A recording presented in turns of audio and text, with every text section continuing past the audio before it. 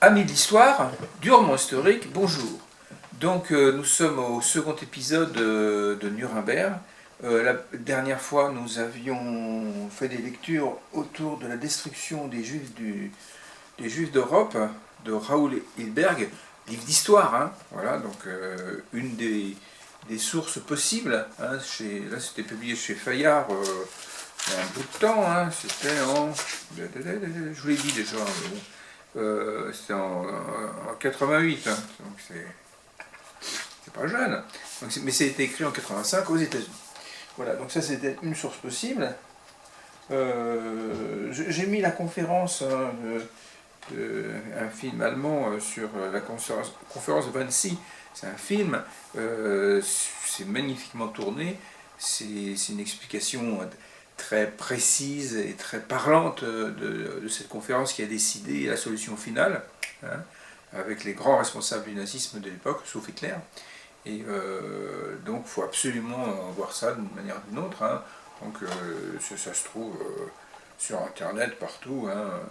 Il faut absolument que vous voyez ça. C'est uniquement en allemand, mais c'est logique, ce sont les Allemands qui l'ont fait. Et bon, c'est bien sous-titré, c'est bien traduit, et ça donne une idée précise. Alors là, c'est en janvier 42, hein, c'est pas en 46 comme le procès, hein, donc c'est en pleine période de la guerre.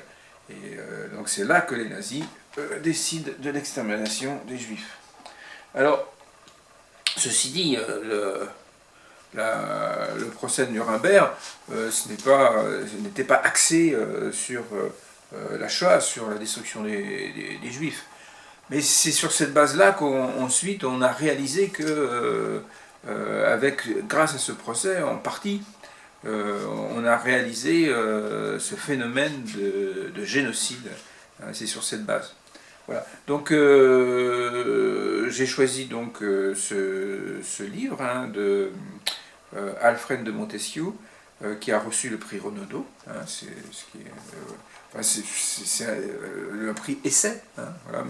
Mais bon, ça ressemble vraiment à un roman historique, son écrit. Hein.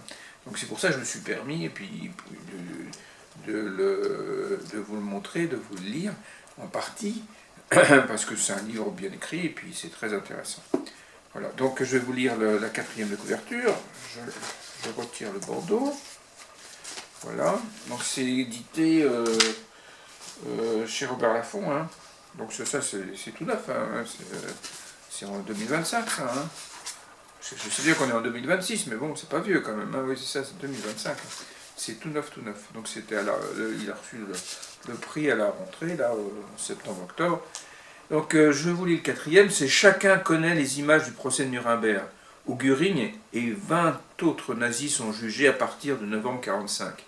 Mais que se passe-t-il hors de la salle d'audience? Ils sont là, Joseph Kessel, Elsa Triolet, Martha Gellhorn ou encore John Dos Passos, venus assister à ces 10 mois où doit œuvrer la justice. Des dortoirs de l'étrange château Faber-Castell, qui loge la presse internationale, au box des accusés, tous partagent la frénésie des reportages, les frictions entre alliés occidentaux et soviétiques, l'effroi que suscite le récit inédit des déportés. Avec autant de précision hystérique que de tension romanesque, Alfred de Montesquieu ressuscite des hommes et des femmes de l'ombre, témoins du procès le plus retentissant du XXe siècle. Un roman vrai qui saisit les sursauts de l'histoire en marche. Diplômé de Sciences Po, reporter de guerre, Loira du prix Albert Londres, Alfred de Montesquieu est réalisateur et écrivain. Son premier roman, L'étoile des frontières, est paru en 2021. Donc je vais vous lire quelques passages. Donc nous avons d'abord page 22, Allemagne, année 0, hein, comme le titre du fameux film qu'il faut voir aussi, hein, comme celui-ci d'ailleurs. Page 22. Donc, page 22, Allemagne, année 0. Madeleine a retrouvé sans émotion les ruines de Nuremberg. Rien de cette bouillie de ville, comme bien des villes allemandes, hein, ne rappelle les lieux qu'elle a connus avant-guerre. Il fait froid. La journaliste demeure amaigrie par ses années d'esquive et de rationnement. C'est une Française, Madeleine. C'est en train jusqu'à Strasbourg, puis par autocar avec le contingent de la presse française qu'elle vient d'arriver. Le monde entier converge vers le procès du siècle. Des Français, des Américains, des Soviétiques et des Anglais en pagaille, des Polonais, des Tchèques, etc. Il y a même un reporter chinois que Madeleine a croisé dans le hall du Grand Hôtel. Le bâtiment art déco, aussi vaste que fastueux, fourmille de monde, malgré le cratère formé par un obus près de l'entrée. La Française surprend près du bar les sourires amusés des secrétaires, cintrés dans leur tailleur militaire, qui lorgnent ses vêtements fatigués et ses espadrilles à talons compensés. Cette jeune fille au teint frais viennent d'Amérique. Ces jeunes filles au teint frais viennent d'Amérique. Elles n'ont rien connu des restrictions de l'occupation. Elles plissent d'un geste sec sa jupe en kilt et feint de les ignorer en s'avançant dans la cohue jusqu'au bureau des accréditations. Madeleine Jacob, franc-tireur, déclare-t-elle d'un ton fier à l'officier en charge. Elle parcourt du regard la liste impressionnante où sont dactylographiées les identités de plus de 300 journalistes, photographes et opérateurs caméra prévus pour le procès. Chroniqueur judiciaire pour le premier quotidien de la résistance communiste, spécialiste des drames de salles d'audience, Madeleine s'agace de voir qu'ils sont si nombreux dans les médias généralistes à venir à Nuremberg marcher sur ces plates-bandes. Mais qu'y faire ? Les grands procès font partie intégrante de la vie politique de ces temps-ci.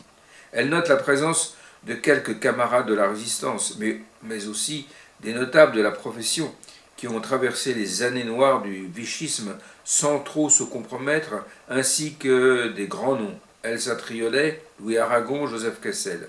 Les premiers passent encore, se dit-elle, ce sont les compagnons de route du parti et surtout des poètes. Ils ne lui feront garde au roi.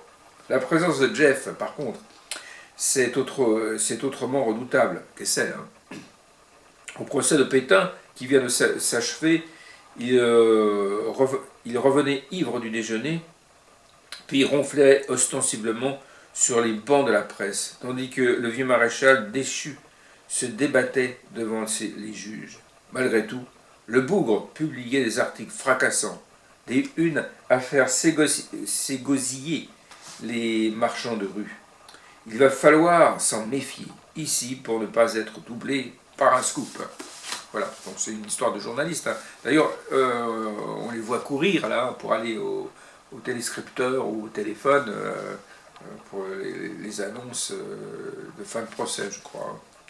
Voilà. Ensuite, nous avons page 35, les acteurs du procès. 35, ça. Page 35. Page 35. Ils rejoignent une salle sombre et voûtée où un policier militaire les mène à un autre colonel américain. Il porte un casque vert qui brille à force d'être astiqué, ainsi qu'une petite moustache en brosse dont Margaret croyait la mode passée depuis le suicide de Hitler. C'est Burton Andrews, chef des geôliers de la prison attenante au tribunal. Les deux officiers se font conduire dans une pièce réduite où Taylor se présente à une vingtaine d'hommes. Je suis l'adjoint du procureur Jackson.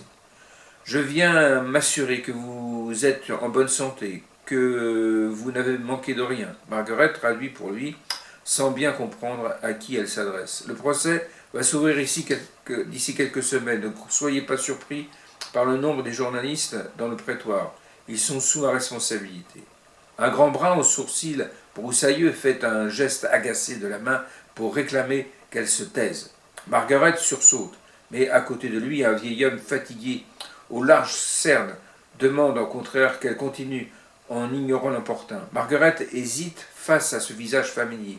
Est-ce possible ? D'instinct, elle incline la tête devant l'homme d'État, celui qui manœuvrait pour annexer sa terre natale des Sudètes à la Grande Allemagne. Car c'est bien lui. Elle en est persuadée, malgré sa mine usée, Joachim von Ribbentrop, le ministre des Affaires étrangères. de l'Allemagne nazie. Son voisin au geste brusque n'est autre que Rudolf Hess, le demi-fou qui tenait lieu de bras droit à Hitler.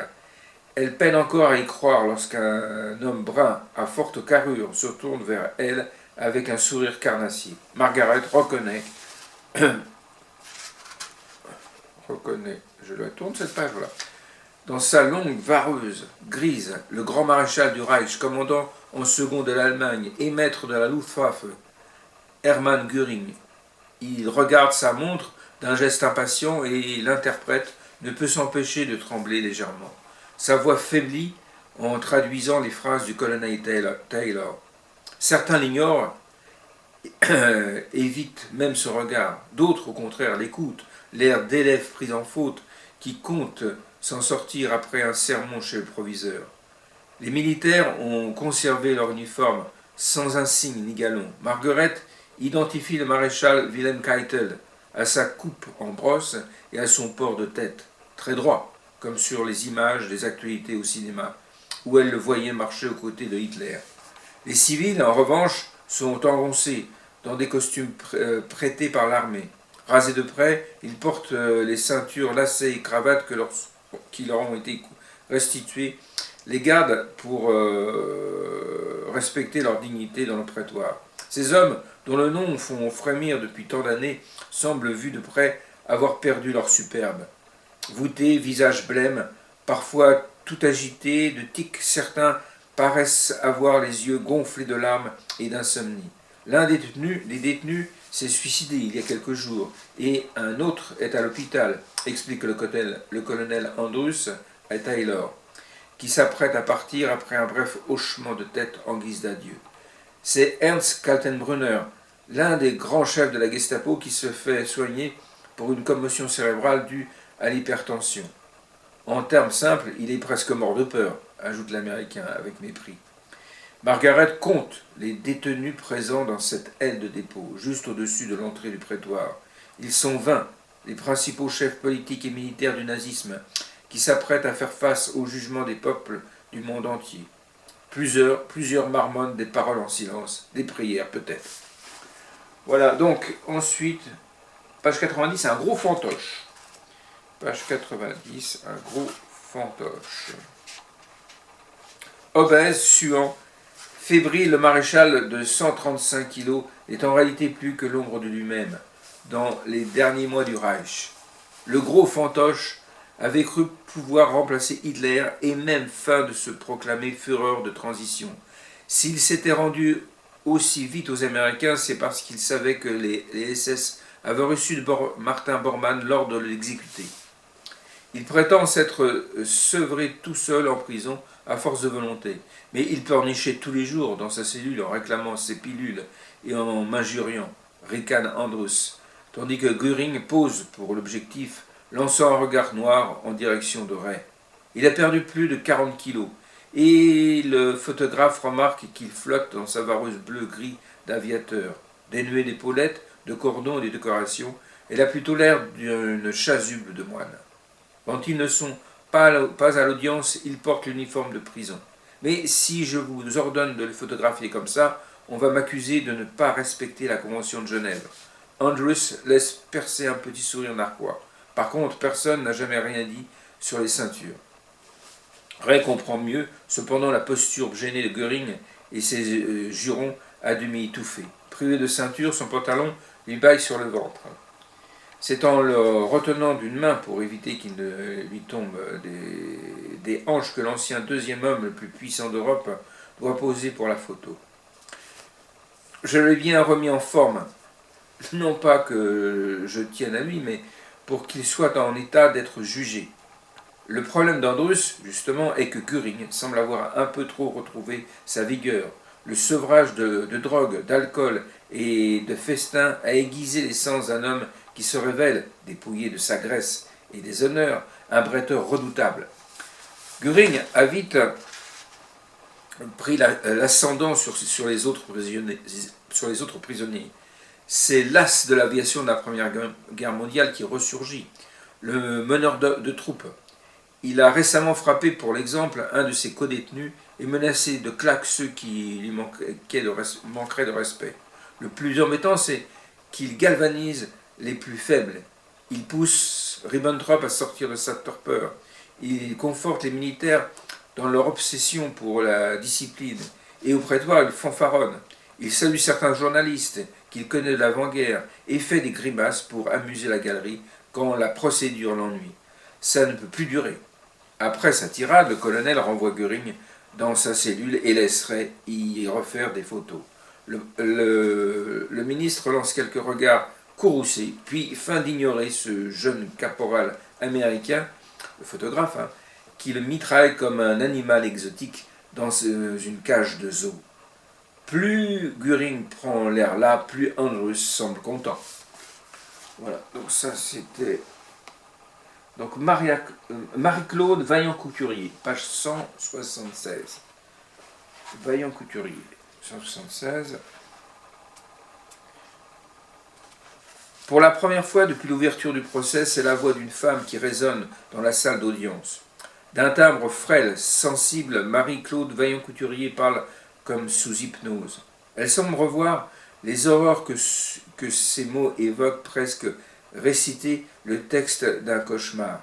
La résistante française se fait parfois reprendre par le procureur qui l'interroge pour confirmer quelques détails ou ralentir le flot des atrocités qu'elle relate, afin que la petite lumière rouge des interprètes ne vienne pas en interrompre le cours. Mais la trentenaire ne dévie pas, sa voix scande sans répit l'inquiétante mélopée. Une douce voix qui fait résonner dans le haut-parleur du palais de justice le nom de Ravensbrück d'Auschwitz. Margaret,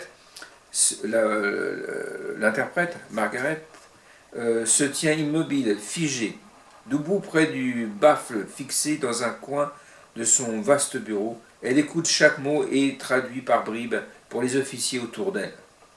À 3h30 du matin, tout le camp a été réveillé et envoyé dans la plaine. Nous sommes restés dans cette plaine sous la neige, sans recevoir de nourriture. Puis, lorsque le signal a été donné, nous devions passer la porte une à une et on donnait un coup de gourdin dans le dos à chaque détenue pour la faire courir. Celles qui ne pouvaient pas courir parce qu'elles étaient trop vieilles ou trop malades étaient happées par un crochet et conduites au bloc 25, le bloc d'attente pour les gaz. Nous avons transporté dans la cour du bloc 25 les mortes et les mourantes sans faire de distinction. Elles sont restées entassées ainsi. La Française décrit son wagon de 230 passagères partis vers Auschwitz en janvier 1943, parmi lesquels seulement 49 sont revenus. Elle relate la faim, la maladie, les coups, les détenus déchiquetés par les chiens des SS, son amie Annette Epo, condamnée pour avoir tendu de l'eau aux assoiffés qui chantent la Marseillaise en s'avançant vers la mort. Puis la cour de ce bloc 25, où des gros rats comme des chats mangent les cadavres, s'attaquant aussi aux mourantes qui n'ont plus la force de les écarter. Glacée d'effroi, Margaret absorbe chacune de ces paroles. Elle tente de repousser les images atroces que les mots convoquent. Des bébés nés sur place ou dans les trains qui meurent au bout de quelques semaines. Elle prend conscience que les conditions de vie d'Auschwitz, si effroyables, ont été encore 2 fois plus pour les détenues juives. La résistance tente ne cesse d'insister sur ce point. Même dans l'horreur du camp, les SS imposaient, par tous les moyens, des conditions plus cruelles encore aux Juifs, des baraquements proches du sien. D'une barbarie parfois inouïe, si stupéfiante que l'interprète peine à trouver les mots, à donner sens aux phrases.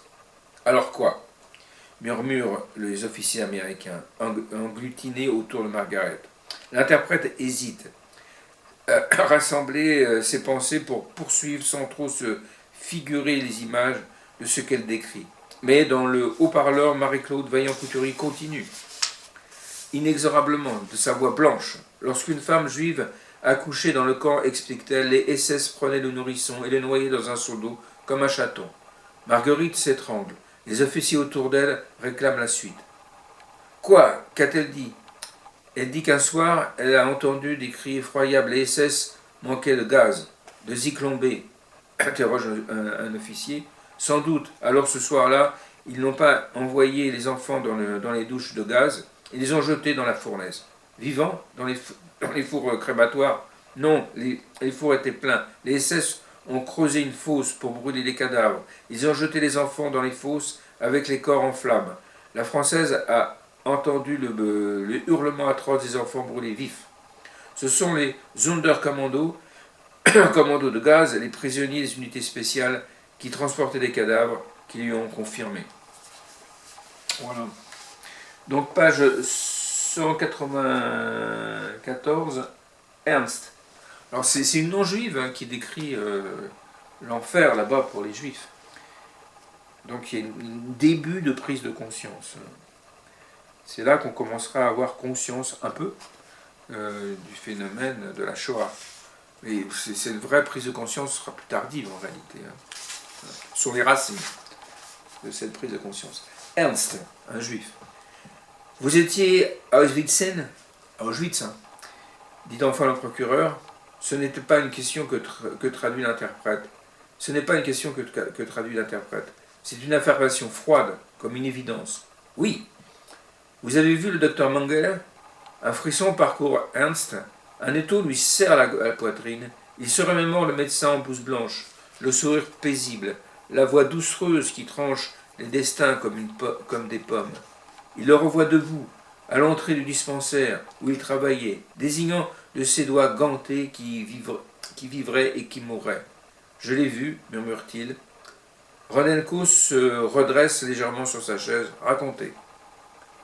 Ernst ne sait pas vraiment quoi dire. Les victimes des expériences médicales nazies arrivaient toujours à l'improviste, au dispensaire. Un SS venait fermer le bloc opératoire, tout devait rester secret. Mais on l'envoyait nettoyer, le plus souvent avec un brancard. Il se souvient des enfants parfois tout petits et à qui des virus étaient inoculés. Des jumeaux disséqués vivants, les corps ouverts sans anesthésie, les injections dans les yeux pour tenter d'en faire changer la couleur. Les cris étouffés, le silence forcé des survivants, trop terrifiés pour pleurer. La nuit paraît s'être refermée sur eux. L'air est devenu plus lourd. Rodenko griffonne ses propos en silence sans oser croiser le regard du survivant. C'est tourné vers l'interprète qu'il interrompt enfin d'une question. Et les expériences sur les prisonniers soviétiques, vous les avez vues? Parce que Rodenko, c'est un procureur soviétique. C'est surtout ça qui l'intéresse. Oui, Ernst les a vus. Ces hommes jeunes, en bonne santé, plongés dans des bains de glace, des heures durant pour déterminer à combien peut tomber la température d'un corps sans mourir. Une fois un soldat est descendu jusqu'à 29 degrés. Les médecins ont ensuite voulu le ressusciter dans un bain d'eau chaude en lui frottant de l'alcool sur la peau. Mais il est mort malgré tout. Le procureur est avide du moindre détail. Il paraît que les SS ont aussi tenté de raviver les mourants en les glissant dans un lit avec des prostituées. Ernst tressaille, il n'en sait rien. Il raconte le sort des jeunes femmes après les grandes déportations de Hongrie, stérilisées puis euthanasiées dans des hurlements de douleur. Mais c'est le froid qui inquiète surtout le procureur. L'affaire nous intéresse particulièrement car nous savons que l'étude abjecte a été commandée par la Luftwaffe afin de déterminer combien de temps peut tenir un pilote tombé dans la mer Baltique. Les crimes auxquels vous avez assisté permettront de relier directement le camp d'Auschwitz au donneur d'ordre, Göring, le chef de l'aviation. Mais s'il ne commandait plus grand-chose, ce vieux pantin toxicomane, même s'il ne commandait plus grand-chose, le toxicomane en question. Lorsque le flot de ces mots s'arrête, Rodenko reste silencieux un instant, puis se lève lentement. « Vous devez témoigner, annonce-t-il enfin. Ernst sent son cœur bondir dans sa poitrine. C'est ce qu'il espérait. Nous vous convoquerons à la barre. Vous serez entendu. Le jeune homme acquiesce. Oui, il sera écouté. La souffrance du peuple juif sera entendue à la barre du tribunal de Nuremberg, non pas des déportés polonais ou soviétiques ou français, comme à chaque fois que les films de preuve sont présentés en salle d'audience, mais les déportés juifs, déportés parce que juifs, du fait de leur religion et de leur culture, quelle que soit la nationalité dont les nazis ont voulu les dépouiller. C'est bien cela le génocide, comme l'appelle ce conseiller des procureurs américains. En fait, ce sera surtout axé sur le meurtre contre les soviétiques, contre les français, contre les nationalités. Hein. Voilà. Donc ce n'est que plus tard qu'émergera ce concept de génocide des juifs. Mais c'est une première approche. Page 238, Speer. 238. 238. Madeleine fouille dans ses archives photos des doubles que lui a gracieusement offert Ray. Elle désigne Alfred Rosenberg, l'idéologue du Reich, le théoricien des lois raciales. En voilà un qui adopte ce que j'appelle la stratégie de l'abstraction. La journaliste affirme que Rosenberg a décidé de ne plus répondre aux faits que l'accusation avance contre lui. À chaque nouvelle question des procureurs, il réplique par des théories philosophiques nébuleuses, espérant s'attribuer derrière l'écran de fumée de ces constructions intellectuelles absconses, comme s'il voulait se donner l'apparence d'un grand penseur incompris. Mais les juges s'agacent. Il en a aussi profité pour tenter de répéter à la barre ses plaidoyers insidieusement antisémites, et je suis bien contente que Jackson lui ait retiré la parole, tranche Madeleine. Dans la catégorie des amateurs d'abstraction, version mythomane, Madeleine range également l'ancien ministre des Affaires étrangères, Joachim von Ribbentrop. Sa défense consiste à affirmer qu'il regrette toute la violence verbale, les chantages, les mensonges et les roueries accomplies par son ministère pour intimider l'Europe et le monde. Ribbentrop jure qu'il en était malade, qu'il n'en dormait pas la nuit. Une défense tellement ridicule que Göring s'est mis à rire tout haut. Le matin suivant, avant l'arrivée des juges, mais devant les sentinelles, les deux hommes se sont invectivés pendant plusieurs minutes. Le temps est monté, les insultes ont fusé en allemand, sous le regard amusé des autres détenus, avant que les gardes interviennent. Seul Rudolf Hess, impavide, comme à son habitude, a continué de lire son roman policier. Et dans un autre monde. Les militaires, quant à eux, s'obstinent dans une autre ligne de défense. L'amiral Dönitz, campé dans une posture de dignité rigide, nie en bloc les accusations qui pèsent sur lui. Pourtant, les documents accablants s'amoncellent, affirme Madeleine. L'un d'eux, un affidavit signé par l'amiral Raeder, son prédécesseur, à la tête de la marine allemande, le désigne avec mépris comme un Hitler Boy, un exécutant zélé du Führer. Cette attaque venue d'un autre dignitaire du régime pèse lourd sur sa défense. Mais Dönitz, l'homme qui négocie la capitulation de l'Allemagne, encaisse sans même un rictus d'agacement. À l'inverse de ce déni, vous voyez aussi émerger la stratégie de la contrition, développe encore Madeleine, assez contente de l'attention soutenue de Didier devant le brio de sa démonstration juridique. Ainsi, Hans Frank, l'ancien avocat de Hitler devenu gouverneur général de Pologne, l'homme des massacres du ghetto de Varsovie, des pogroms et du nettoyage ethnique, plutôt que de nier, conscient du ridicule d'une telle tactique, le boucher de la Pologne s'est plongé dans des litanies de regrets. Par 2 fois, il a tenté de se tuer en prison, et en guise de certificat de bonne foi, il a livré aux Américains son journal intime, en 43 volumes, que les procureurs citent sans vergogne. Notamment cette phrase tirée d'un grand discours à ses officiers en Pologne en 1941 que Madeleine compte transcrire verbatim dans son article à venir. Messieurs, il faut se débarrasser de tout sentiment de pitié. Nous devons annihiler les Juifs, où qu'ils se trouvent, et à chaque fois que nous en avons la possibilité. Lui aussi, à sa manière, rejette sa responsabilité personnelle sur Hitler, la dangereuse fascination, l'emprise qu'il a exercée. Mais il implore le pardon pour ses fautes, au nom de sa bruyante conversion au christianisme. Il aurait même écrit au pape, à Rome, pour demander son soutien. Je doute que ça lui sauve la peau. La manœuvre est un peu grossière, contrairement à celle d'Albert Speer. Car dans le box, les vieilles rancœurs remontent. C'est un nid de serpents où chacun cherche à mordre l'autre pour s'en sortir. Et aux yeux de Madeleine, le plus redoutable de tous n'est autre que l'ancien architecte préféré du Führer. La chroniqueuse judiciaire considère Speer comme l'accusé le plus habile du procès. C'est vrai.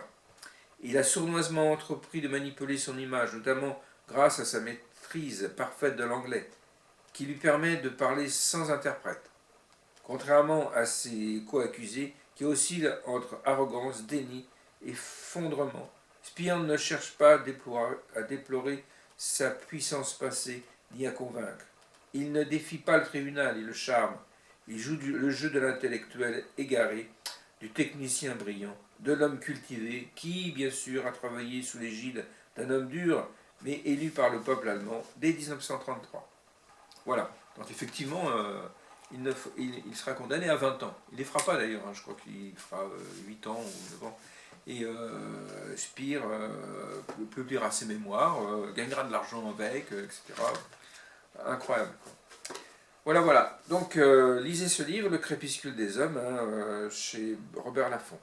C'est la collection Pavillon. Voilà. Je vous souhaite une bonne semaine à tous et je vous dis à bientôt pour un autre sujet. À très bientôt.